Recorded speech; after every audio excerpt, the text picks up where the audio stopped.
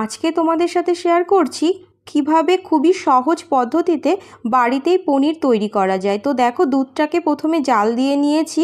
এবার আমি অল্প অল্প করে ছানার জল অ্যাড করছি আর হালকা হাতে চামচের সাহায্যে নেড়ে ছানাটাকে তৈরি করে নিচ্ছি। তো দেখো, ছানাটা তৈরি হয়ে গেছে। এবার এটাকে একটা কাপড়ের মধ্যে আমি ঢেলে দেব।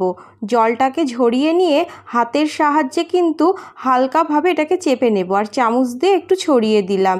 এবার এভাবে চেপে নিয়ে এটাকে একটা পাথর বা ভারী জাতীয় কোনো জিনিসের সাহায্যে চাপা দিয়ে রাখতে হবে যাতে জলটা সম্পূর্ণ পড়ে যায়। এবার ফ্রিজে রেখে দিয়ে এটাকে কিন্তু পিস পিস করে কেটে নিলেই একদম বাজারের পনির মতন রেডি হয়ে যাবে। দেখো কত সুন্দর হয়েছে।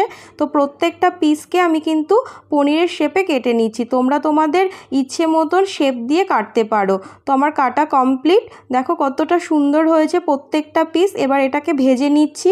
Subscribe please.